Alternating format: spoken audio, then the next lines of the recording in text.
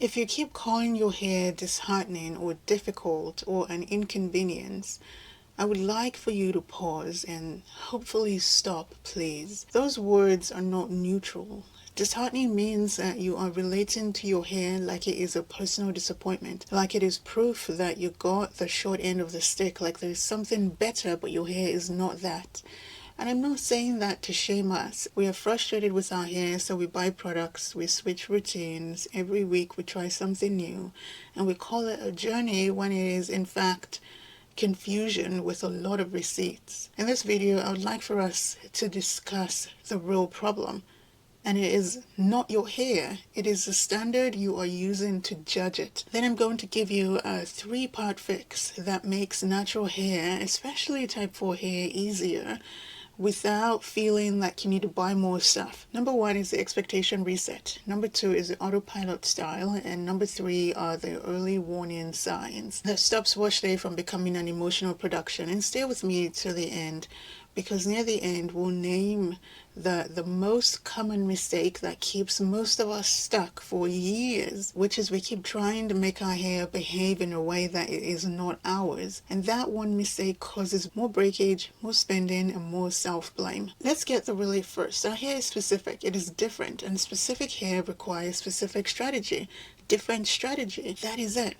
That is the shift. Matter of fact, you can click off now and I'll be happy because that's the point, but I hope you don't.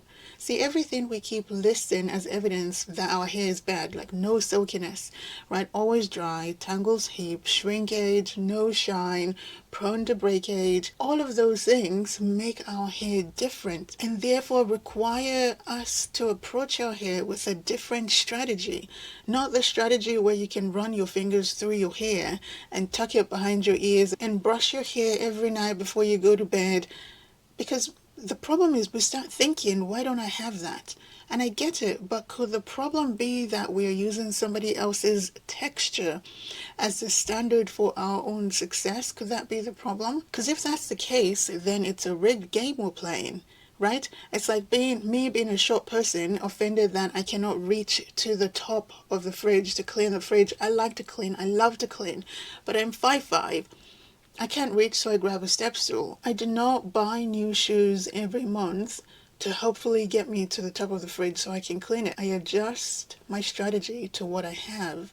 I buy a step stool and I climb on it and I do my cleaning. I don't know if that's the greatest analogy, but what I'm trying to say is that we need to treat our hair differently because it is different. Type 4 hair is high interaction hair. The strands coil, they wrap, they grip. That means that the outcomes depend more on our organizing our hair, our reducing friction and timing, rather than any other thing we can learn from someone else with some other textures. So if you handle your hair like it's supposed to glide, it will break. Why? Because you're asking it to behave like a different material altogether. So the first rule is this: please stop using someone else's hair properties as a measure of your hair success. Your hair is different, even different from mine, even though it may look like we have the same hair. There are 4 expectations that ruin our relationship with natural hair, and these are my findings. Please let me know yours in the comments below. Expectation 1 is that we expect our hair to have slip. Many of us do not have that. Expectation number 2 is that it would be nice to see our length. Our length should show. The longer our hair gets, yada yada yada. For some of us, including myself, the longer my hair gets, the more it shrinks. You would think that it would get weighed down. Absolutely not. It looks like I have nothing on my head because the hair shrinks. Expectation 3, that shine is proof of, health. Many of us have hair that often scatters light differently. Unless you smooth the surface intentionally with a lightweight oil, then you may be able to get some sheen that will not last a long time, but so many natural hair textures do not have a natural sheen or shine to them. Expectation 4, that management should be effortless. Like, why is my hair hard? Type 4 hair is actually manageable, but it is manageable through structure, not wishful thinking. So when we stop expecting our hair to behave like someone else's, right? Half of our frustration disappears, I'm telling you. So how do we change our behavior towards our hair? The goal is competence. That's it. Competence means that you know your hair inside and outside. You can predict your hair. You can do your hair on a random Wednesday night without it becoming a full emotional event. That is what acceptance actually means. Not pretending to love every aspect about our hair. Acceptance means we stop fighting reality and we start building skill. Skill is what makes our hair feel easy. Let's talk about money for a second. When we do not accept our hair, we chase. We start the chasing game. We chase softness, we chase shine, we chase hydration, we chase that one product that will finally make your hair feel like it belongs to somebody else's hair, because that is essentially what we're chasing. And chasing is expensive. It costs money, it costs time, patience, and self-trust. Chasing is why many of us have drawers full of half-used products. Chasing is what makes wash day feel like a test you keep failing at. You don't need more stuff. What we need is fewer friction events, fewer manipulation cycles, and one routine that we can repeat in our sleep with our eyes closed. Now I'm going to give you the ladder, the step stool, so to speak, the practical thing that will hopefully make our lives easier so that our hair is not too difficult to deal with. 3 steps, that's it. Number 1 is acceptance. Acceptance as data, not as feelings. Ignore your feelings. Ignore your feelings. They change like the weather anyway. Forget them, right? Here's some examples of what acceptance looks like. My hair shrinks, so I'll stop using shrinkage as proof it is not growing. My hair has a natural low slip to it. Mine does. So I'll stop detangling like it has a lot of glide and natural slip to it. My hair reflects light differently. So I've stopped using shine as my only, standard of beauty. My hair is fine. So I'll stop using heavy routines meant for thicker strands or denser heads of hair. I don't have a lot of strands on my head and my strands are fine. When we accept these facts, our hair stops feeling like a personal attack.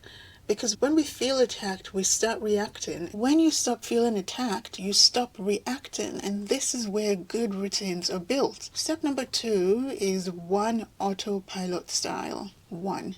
Just 1, not 5, not a Pinterest board. Not only because natural hair cannot afford constant novelty, because novelty means manipulation, and more manipulation means more friction, and more friction means more breakage. And said breakage is what makes us feel like our hair is not growing. But so that we can do a style in our sleep and we have a default no matter where we are in life. No matter what is happening in life, no matter where we've traveled to, we have a default we can return to. So pick one style that is neat enough, protective enough, repeatable enough, okay enough, just the baseline.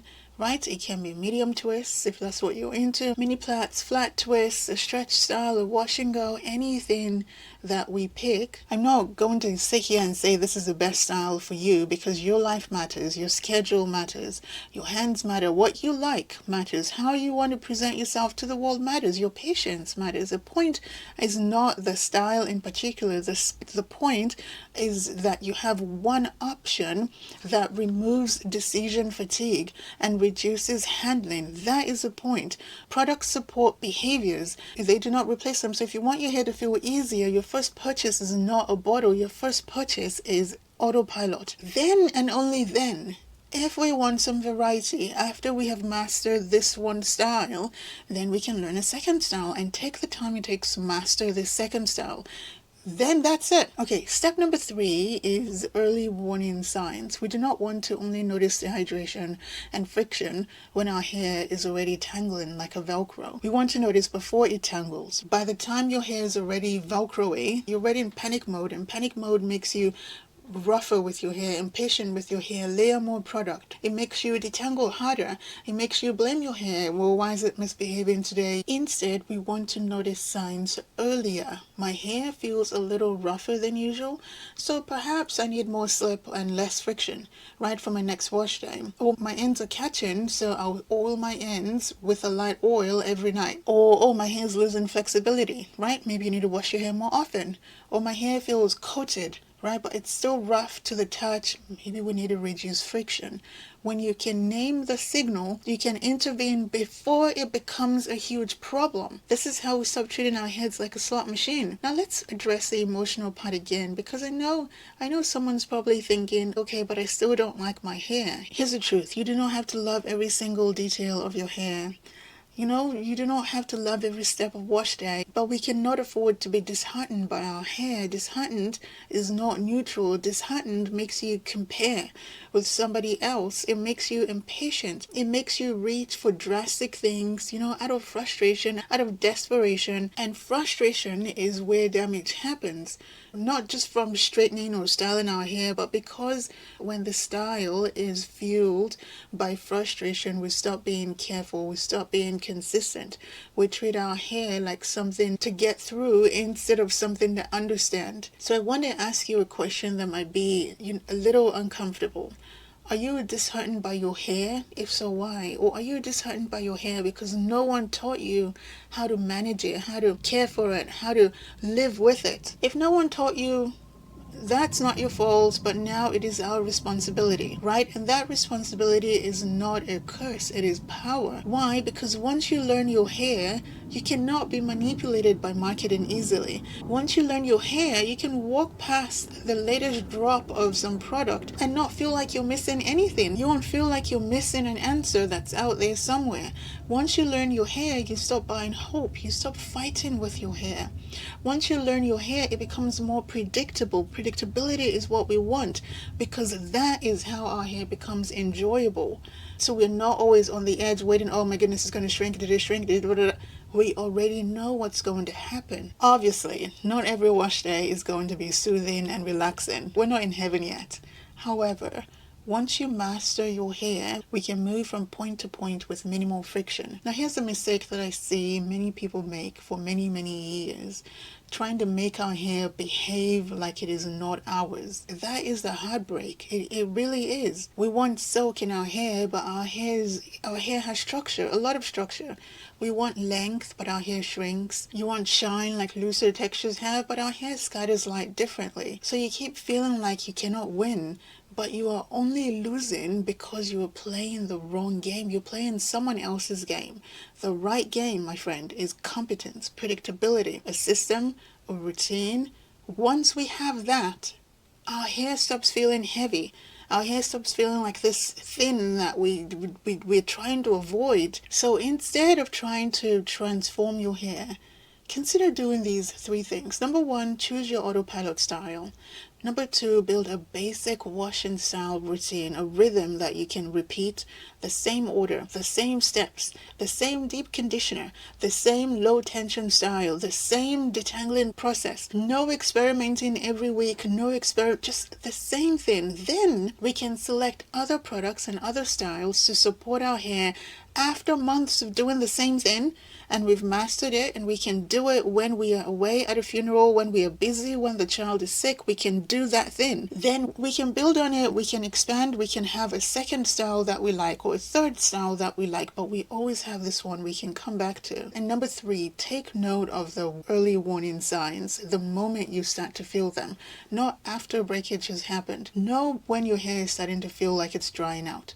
Right? And if you're thinking, but I want my hair to look better now, I want my hair to not be what it is right now. I hear you, but hair growth is slow and consistency is nothing but repetition. If you need daily proof that your hair is doing okay, you're always going to be vulnerable to buying something new. If we want to look put together, we want to look confident, we want to be content, happy, or at least not resentful towards our hair, we need systems.